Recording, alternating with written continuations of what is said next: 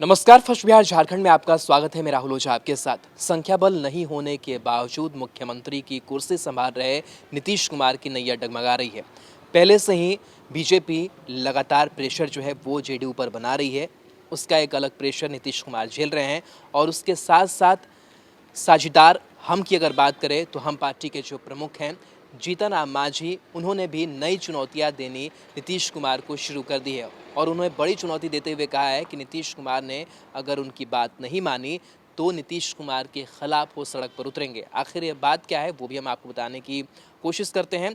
आपको बता दें कि जीतन राम मांझी ने स्पष्ट रूप से कहा कि जब वो सीएम बने तो उनके पास एक खाका था कि बेरोजगारों को रोजगार कैसे दिलाएंगे और उसको लेकर के उन्होंने काफ़ी कदम आगे बढ़ाया।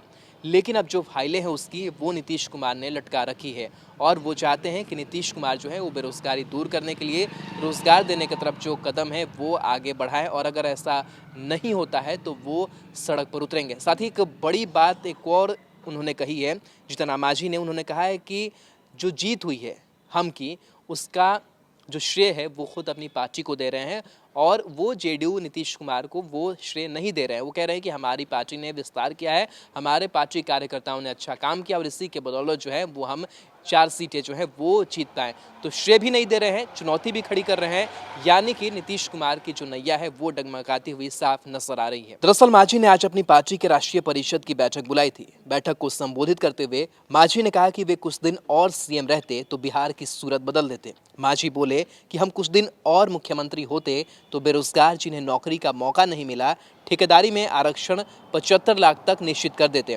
पर अफसोस कि सरकार ने 25 से 50 लाख किया, पर अभी भी संचिका में ही है।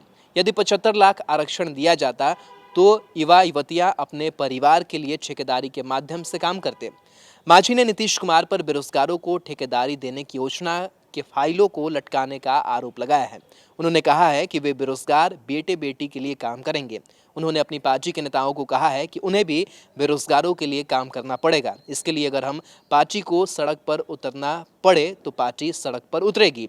मांझी ने कहा कि वे खुद भी सड़क पर उतरने को तैयार है। जीतन राम मांझी ने कहा कि सीएम की कुर्सी पर बैठने के बाद उन्होंने बेरोजगारों को 5,000 बेरोजगारी भत्ता, किसानों को 5 एकड़ जमीन तक मुफ्त बिजली, गरीबों को घर बनाने के लिए 5 डिसमिल जमीन और खेती के लिए 1 एकड़ जमीन देने का लक्ष्य रखा था।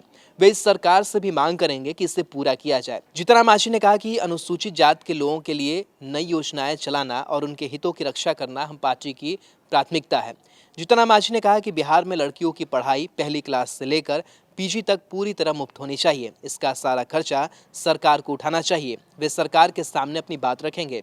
मांझी आगे बोले कि सरकार अगर मेरी बात को मानती है तो मैं सरकार को धन्यवाद दूंगा, लेकिन जन मुद्दों को अगर सरकार नहीं मानती है तो उस स्थिति में हमारे कार्यकर्ता सड़क पर भी उतरेंगे।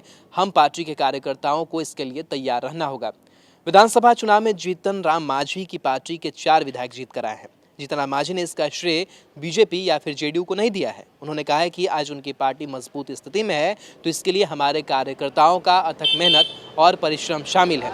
हम के कार्यकर्ताओं की बदौलत ही पार्टी के 4 विधायक और 1 विधान पार्षद हैं। हम पार्टी के कार्यकर्ता ऐसे ही काम करते रहेंगे और विधायकों और विधान पार्षदों की संख्या और बढ़ेगी। तो ये तमाम जो चुनौतियां हैं वो नीतीश कुमार को लेकर के जीतन राम मांझी ने दी है और शायद ये कह सकते हैं कि नीतीश कुमार की नैया डगमगा रही है।